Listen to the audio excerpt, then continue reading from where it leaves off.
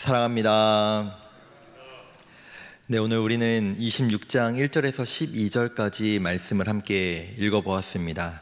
오늘 이 말씀은 12절 말씀뿐만 아니라 전반적인 26장의 말씀을 함께 좀 살펴보려고 합니다.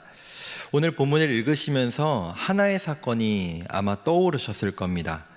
조금 앞에 있는 본문에 있는 한 가지 사건과 마치 동일한 일이 반복되는 듯한 데자뷰 같은 느낌이 나는 것이 오늘의 본문인데요.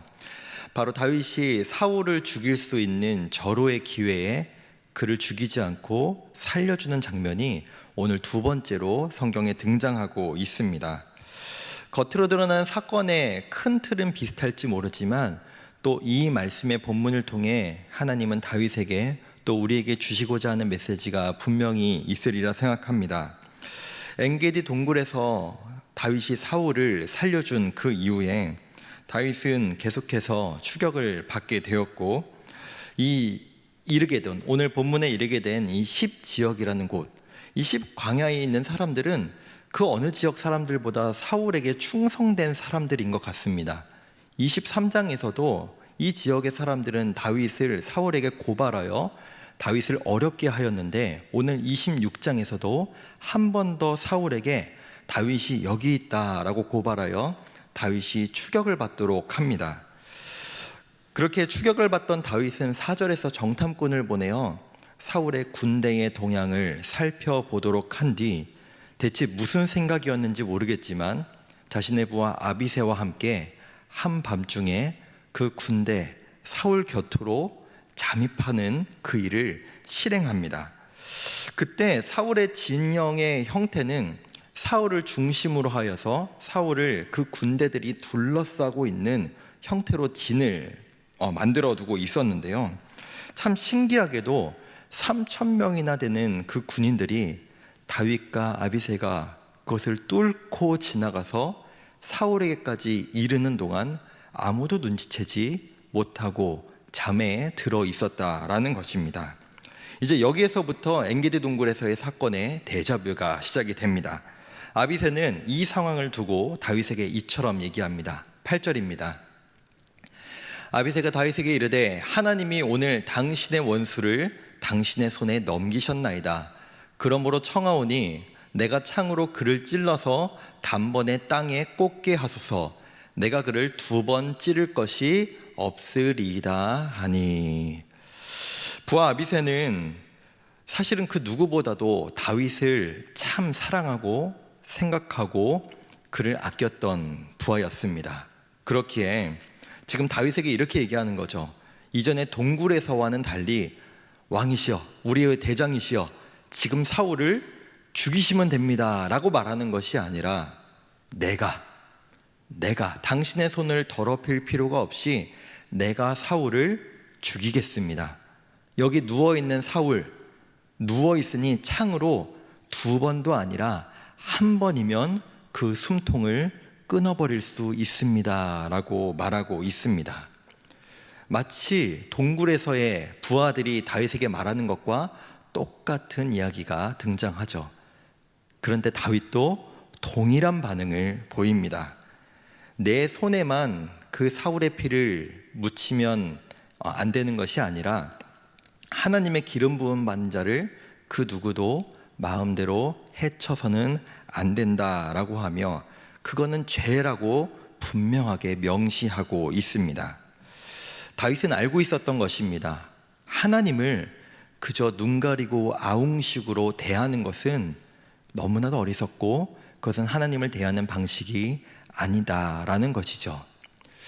가끔 국회의원들이나 정치권의 뉴스들을 볼 때마다 참 유치하고 한심하다라고 하는 생각이 들 때가 있습니다. 어떤 사람들은 그 상대방 이제 정치권 쪽에 있는 사람의 의도가 그렇지 않은 것 같은데 저 사람은 분명히 저걸 의도하고 있다라고 우기는 사람들이 있는 반면 또 어떤 사람이 보기에는 그 의도가 분명한데 나는 절대 그 의도가 아니다라고 우기는 사람들도 있다라는 것이죠. 그런데 뉴스를 보는 국민들이 그걸 과연 모를까요? 다 알죠. 마찬가지로 사람들도 다 아는 사람들의 그 의도와 모습들을 하나님이 과연 모르실까? 다윗은 그것을 알고 있었던 것입니다.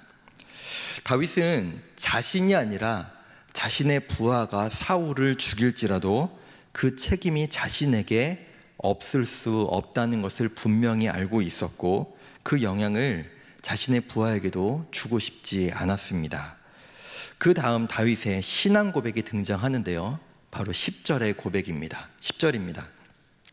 다윗이 또 이르되 여호와께서 살아계심을 두고 맹세하노니 여호와께서 그를 치시리니 혹은 죽을 날이 이르거나 또는 전장에 나가서 망하리라 라고 고백하고 있습니다.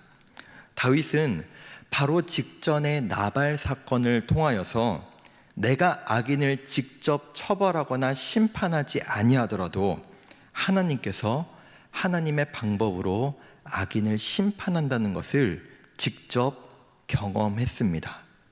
그 이전까지는 그 자신의 가치관, 자신의 어떤 신념일지 모르지만 지금 여기에 이르러서의 다윗의 모습은 경험으로 체득한 믿음의 고백이었던 것입니다. 우리는 오늘 다윗이 사울을 2번이나 살려준 이 사건에 대해서 어떠한 태도와 어떠한 마음으로 이 사건을 접하는지가 너무나 중요하다라고 생각합니다. 누군가는 이 다윗의 행동에 대해서 이렇게 말할지도 모르겠습니다. 예전에 한번 살려줬으니까 2번은 못 살려주겠냐? 예전에 한 번 이미 한 적이 있으니 2번은 못 하겠느냐? 다윗이니까 할 수 있었지. 다윗은 원래 그런 사람이야 라고 생각할 수도 있다는 것이죠. 그런데 우리는 이 사건에 대해서 아마도 우리는 이 접근으로 받아들여야 되지 않을까요? 아니, 어떻게 그렇게 힘든 일을 다윗은 2번이나 할 수 있었을까?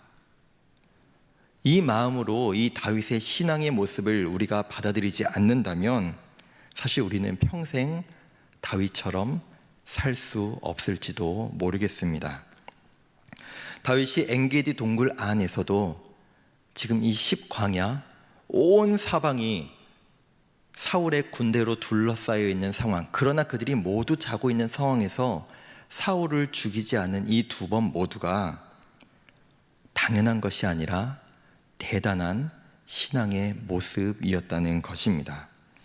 사랑하는 성도 여러분, 이런 멋진 신앙의 선택을 하는 것이 우리 삶에도 나타나기를 간절히 소망합니다. 또한 나뿐만이 아니라 그 어떤 사람들 또는 우리 가족들이나 우리 교인들 중에 이런 신앙의 멋진 모습을 보이는 그 누군가를 보며 에이, 그 권사님은 그 권사님이니까 하는 거지. 에이, 그 집사님은 원래 그렇게 할 수 있는 사람이야. 에이, 뭐 별로 대단한 것도 아닌 것 같다 그렇게 얘기해 라고 반응하는 것이 아니라 그 신앙의 모습을 보며 나의 마음에 감동을 받고 자극을 받으며 그것을 응원하고 나 또한 그렇게 살아가기를 결단하고 애쓸 수 있는 모습이 우리 교회 안에 가득하기를 간절히 소망합니다. 다윗은 그렇게 사울을 죽이고 편한 삶을 살 수 있었던 그 유혹을 2번이나 뿌리치고 오늘 본문에서는 창과 물병, 증거물이죠. 그것만 가지고 그 군대 곁을 다시 떠나갑니다. 제가 어젯밤에 잠자리에 들려고 침대에 누웠는데 온몸이 막 저린 겁니다. 그래서 너무 불편하고 마음도 막 불안하고 내가 잠들 수 있을까라고 하는 좀 그런 마음이 들었는데 살짝 채기가 있었던 것 같습니다. 이게 손가락 이 사이를 막 좀 꾹꾹 눌러주니까 그 채기가 좀 풀려서 그 이후에 좀 잠들 수가 있었는데요. 그러니까 일단은 어젯밤에 제가 이제 처음에 잠자리에 잘 들지 못했던 겁니다. 근데 이제 3살 먹은 제 딸내미도 지금 감기에 걸려가지고 기침을 어찌나 숨 넘어가게 하는지 기침하다가 잠에 깨고 잠자리에 또 못 들고 하는 모습이 반복이 됐습니다. 근데 아빠들은 자식들이 그렇게 기침하고 해도 잠은 잘 자는 것 같습니다. 근데 엄마는 그게 또 어려운 것 같습니다. 엄마도 잠을 못 자고 결국은 세 가족이 모두 잠에 푹 자지 못했습니다.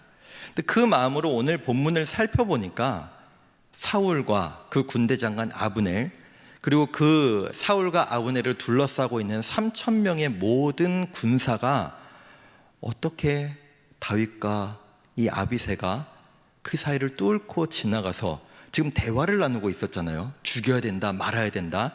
그 대화를 하고 창을 들고 물병을 들고 또 나가는 그 과정 가운데 어떻게 한 사람에게도 들키지 않고 그것을 빠져나갈 수 있었을까를 생각하면 사실 불가능하죠.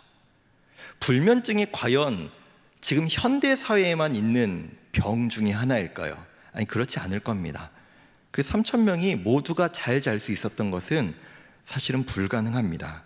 그렇기에 오늘 본문도 하나님께서 그들을 깊이 잠들게 하셨다라고 분명하게 기록하고 있습니다. 즉, 하나님이 오늘 이 말씀을 통해, 이 본문을 통해 다윗에게, 우리에게 주시고자 하는 메시지가 있다는 것입니다. 다윗이 믿음의 결단을 하고 행동하는 그 장소, 그 순간에 하나님께서 개입하셨고 하나님께서 함께 하신 줄 믿습니다. 믿음의 사람들이 하나님의 뜻을 거스르지 않으려고 노력하고 애쓸 때 그 어려운 결심을 하고 그 결심에 따라 살아가려는 그 모습 가운데 하나님은 모른 채 하지 않으시고 그 가운데 우리 삶에 분명히 함께 하시는 줄 믿습니다. 어떻게 보면 사실 이 상황은 기적이라고 말하기에는 조금 애매한 부분이 있습니다. 이 부분을 조금 더 변호해보면 이렇게 말할 수도 있지 않을까요? 군인들이 얼마나 여기까지 이동하느라 힘들고 피곤했으면 그 3천 명이 다 골아떨어져서 잠들고 있었을까라고 말할 수도 있겠지만, 성경은 분명하게도 그것은 사람들이 피곤해서 잠든 것이 아니라 하나님께서 그렇게 하셨다라고 말하고 있습니다. 즉, 하나님은 다윗과 분명히 함께 하셨다는 것이죠. 이후에 다윗은 사울을 피해 멀리 산꼭대기로 올라가 다시 한번 사울을 향해 이렇게 얘기합니다. 나는 왕을 해칠 의도가 없습니다 라고 말이죠.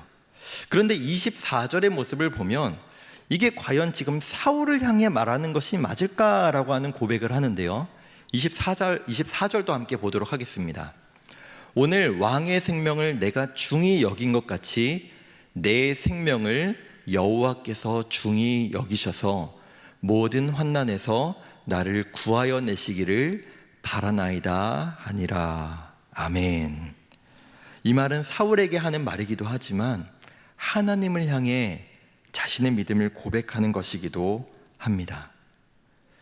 내가 누군가에게 행하는 그대로 갚아주실 하나님, 내가 어떻게 하지 않더라도 내가 하나님을 바라보고 내가 하나님을 의식하여 하나님이 기뻐하실 모습으로 살아간다면 지금 당장은 손해보는 듯하고 지금 당장은 이것이 맞나라는 의문이 들기도 하지만 결국 하나님께서 나를 지키시고 나를 환난에서 구하시며 나와 함께 하실 것을 지금 고백하고 있다는 것입니다. 즉, 이 다윗의 믿음의 고백과 믿음의 모습이 그의 말과 행동을 결정할 수 있었습니다. 지금 다윗은 사울이 예쁘고 사울이 대단해서 사울이 능력이 뛰어내서 죽이기 아까워서 그를 살려준 것이 아니었습니다. 그와 함께 하시는 하나님, 그를 죽이기 원치 않으시는 하나님을 바라보았기 때문에, 하나님 때문에 사울을 죽이지 않았다라는 것이죠. 우리 또한 마찬가지일 것입니다. 우리가 사람들을 대할 때 그 누군가가 다 예쁘고 다 사랑스럽고 다 내 사랑과 내 호의를 받을 만하기 때문에 내가 그에게 친절을 베풀고 선을 대하는 것이 아니라 그것이 하나님께서 기뻐하실 삶의 모습이기에 나는 사람을 보고 있지만 그것 가운데 하나님을 바라보는 나의 모습, 그것이 바로 하나님이 기뻐하실 삶의 모습, 신앙의 모습이라는 것이죠. 사울은 인격이 존중받을 만한 사람이 아니었습니다. 사울은 믿음 또한 존경받을 만한 사람이 아니었습니다. 그에게 호의를 베푸는 것은 사실 마땅하지 않았습니다. 그러나 다윗은 하나님을 의식하고 하나님을 바라보았기 때문에 그 사울을 향해 그렇게 행동할 수 있었다라는 것이죠. 그렇게 다윗은 오늘 본문 26장 전체에 걸쳐서 이런 표현을 사용합니다. 우리 본문의 여러 곳을 함께 보도록 하겠습니다. 여호와께서 살아계심을 두고 맹세하노니 여호와께서 그를 치시리니. 11절 여호와께서 금하시나니.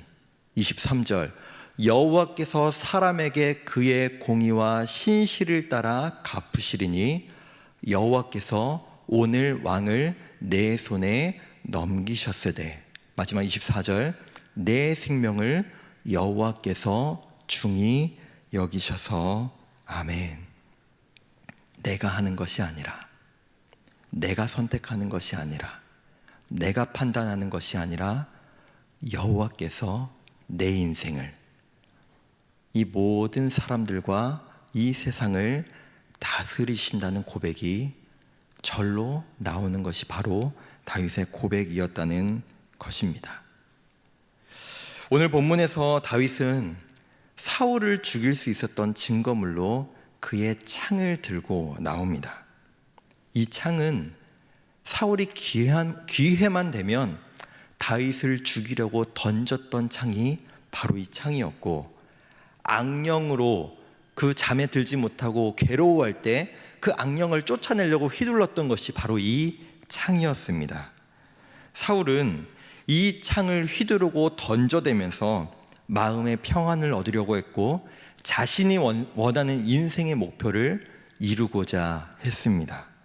그런데 그 사울의 창이 지금 다윗의 손에 넘어왔습니다.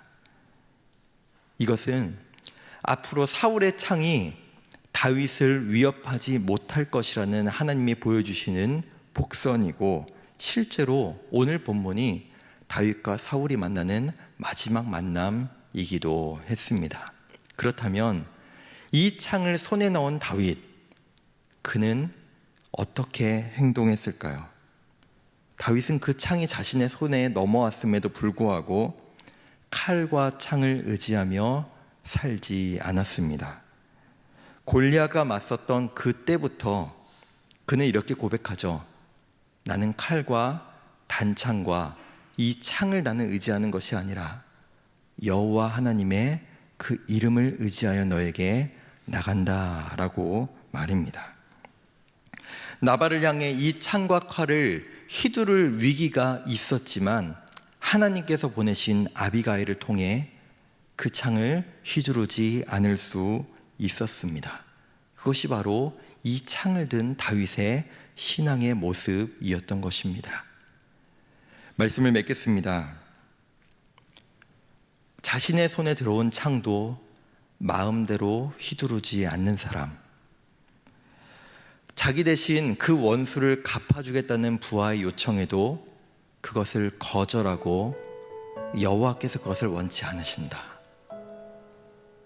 세상이 보기에는 너무나 어리석고 멍청하고 부족해 보이는 이 다윗의 모습이지만 하나님은 그의 모습을 기뻐하셨습니다. 사랑하는 여러분, 우리가 이 다윗과 같이 어리석은 자로, 하나님 앞에 어리석은 자로 살아가기를 간절히 소망합니다. 내 의지, 내 판단, 내 선택이 앞서는 것이 아니라 나는 내 미래를 알 수 없지만 내가 하나님이 기뻐하실, 여호와께서 원하시는 방법대로 살아간다면 여호와께서 내 인생을 가장 좋은 길로 인도하시고 분명히 나를 하나님의 은혜로 갚아 주실 것이다 라는 이 고백. 다윗은 그저 환상 속의 신앙의 인물이 아니라, 주님, 나도 이 다윗처럼 살아가기를 원합니다. 나도 그 신앙의 멋진 선택과 결정들을 하게 도와주시옵소서. 이 고백이 우리 모든 성도님들의 삶에 나타나기를 간절히 소망하고 축복합니다.